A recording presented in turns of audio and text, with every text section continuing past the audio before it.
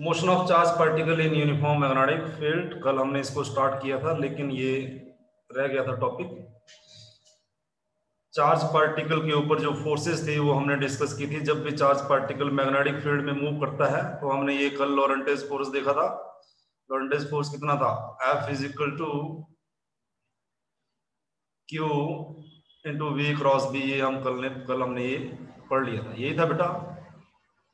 V cross B force का direction बताता था by using Fleming left hand rule. 4 finger points the direction of the magnetic field, middle fingers points out velocity and thumb points the direction of force.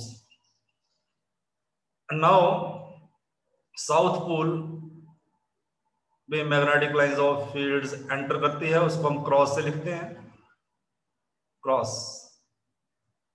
और north pole पे magnetic lines of forces exit करती है, outward होती है, उसको हम dot लिखते हैं। तो ये क्रॉस लिखे गए हैं, क्रॉस क्रॉस क्रॉस, ये रिप्रेजेंट कर रहे हैं magnetic field lines into the page, perpendicular to the page, into the mobile, perpendicular to the mobile. Am I audible? Yes, sir. It is visible. Yes, sir. These are the magnetic lines of forces perpendicular to the plane of the mobile into the page. Magnetic field B, uniform magnetic field B into the page, into the page, perpendicular. अगर मैं dot लिखूं instead of cross,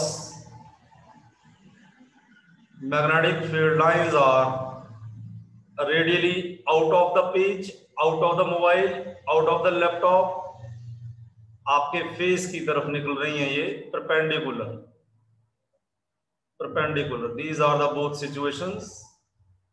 Now suppose that I have a charge particle plus Q.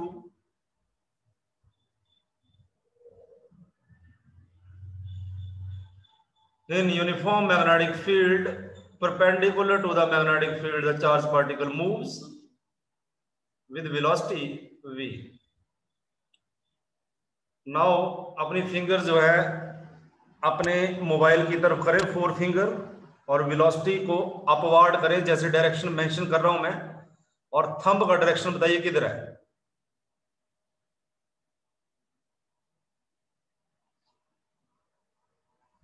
Put your 4 finger into the mobile, mobile की तरफ हाथ कीजिए। आपकी 4 finger magnetic field को represent कर रही है, मिडिल फिंगर अपवर्ड करो, थंब का डायरेक्शन किधर आएगा देखो।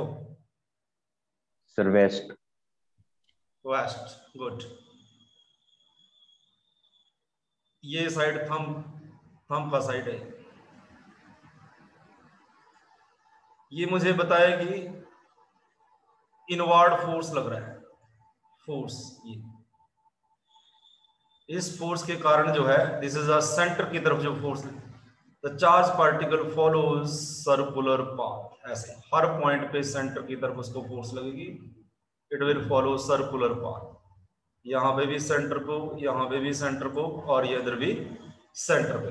अगर मैं दूसरा सिचुएशन लूं, यहां पे चार्ज पार्टिकल ले लिया Q, moving with velocity v।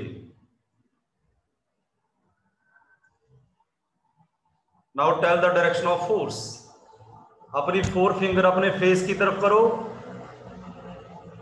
और अपना हैंड आपको घुमाना पड़ेगा, और मिडिल फिंगर अप, तो थंब की डायरेक्शन किधर आएगी? लेफ्ट हैंड यूज करना है, लेकिन राइट हैंड नहीं यूज करना है।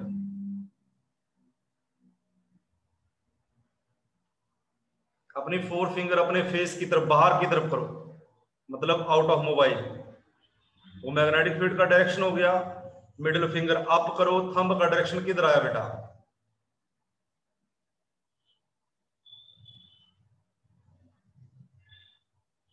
Sir east. East. ओके, तो हमने ये फोर्स की डायरेक्शन पता लगा ली। चार्ज पार्टिकल क्या करेगा, यहां पे ऐसे चले, ऐसे ऐसे करेगा। सर्कुलर पाथ लेगा पूरा, सेंटर की तरफ हर पॉइंट जो है फोर्स लगेगी। यहाँ पे charge particle anti clockwise, right. जैसे मैंने मैग्नेटिक फील्ड की डायरेक्शन को चेंज किया, इसने अपनी डायरेक्शन ऑफ मोशन चेंज कर ली, इसने क्लॉकवाइज मूव करना स्टार्ट कर दिया, राइट। अंडरस्टैंड, ये समझ में आ गया? आगे मूव करें।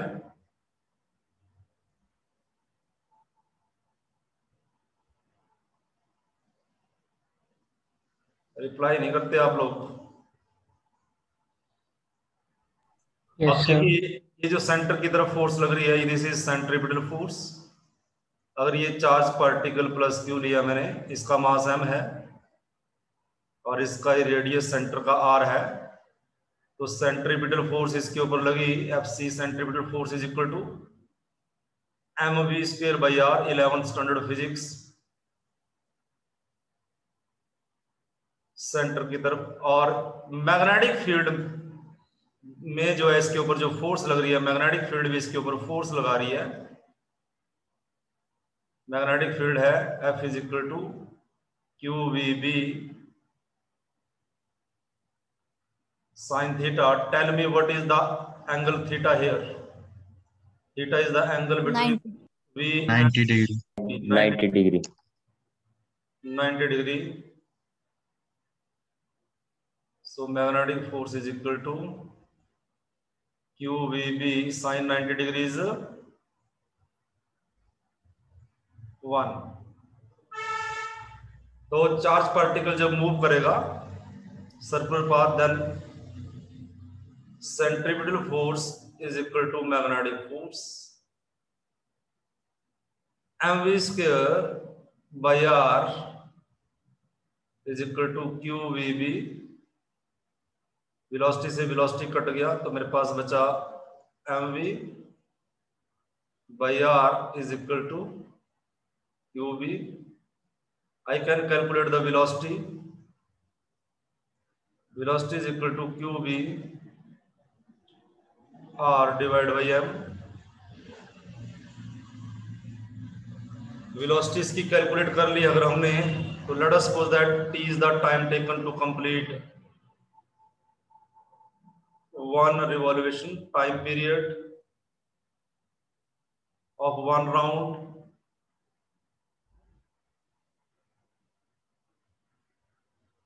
I know that velocity is equal to distance divided by time. Time is equal to distance divided by velocity. अब which implies time period को मैंने t लिया है, capital T. So time period कितना बन गया? डिस्टेंस, अब पार्टिकल ने जो है पूरा रोटेशन लिया यहां से यहां तक, डिस्टेंस कितना कवर किया अगर इसका r रेडियस है?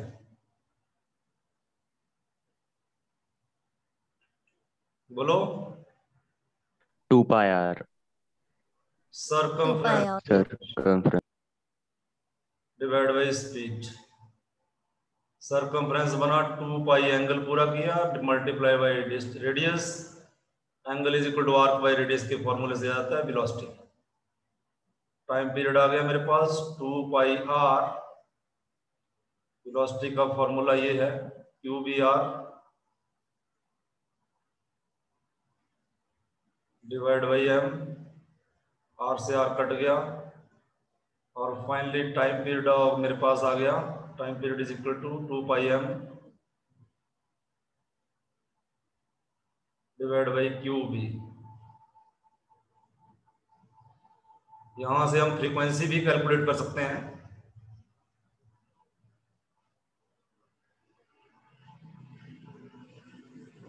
Frequency is equal to, frequency होता है number of rotations per second, reciprocal of time period.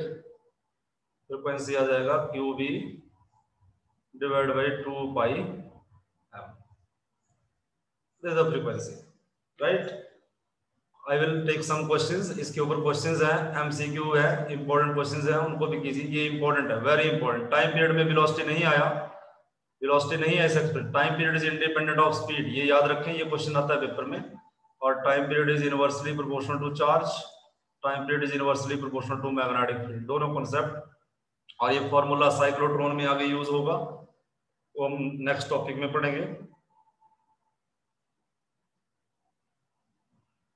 Right, ये जो आर्टिकल था इसमें charge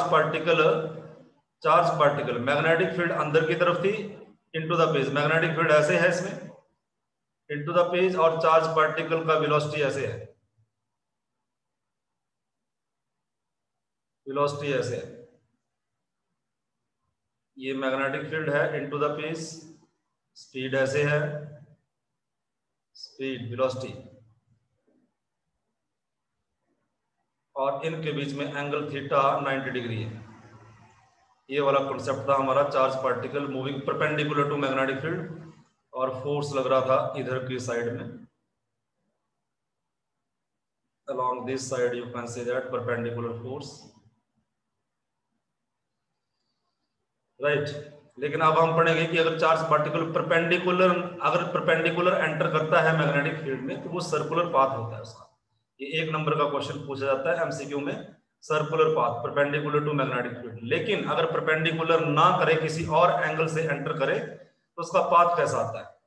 When charge particle enter into magnetic field with an arbitrary angle not perpendicular, तो it follows helical path, helical path, इस तरह का path ये follow करेगा, ये हेलिकल पाथ। ये भी 1 मार्क्स का क्वेश्चन है, इसको समझते हैं आगे नेक्स्ट डायग्राम से।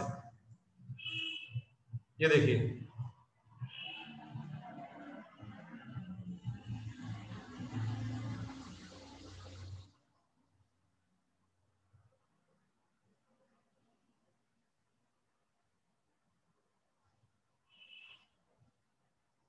X axis, y axis, z axis, along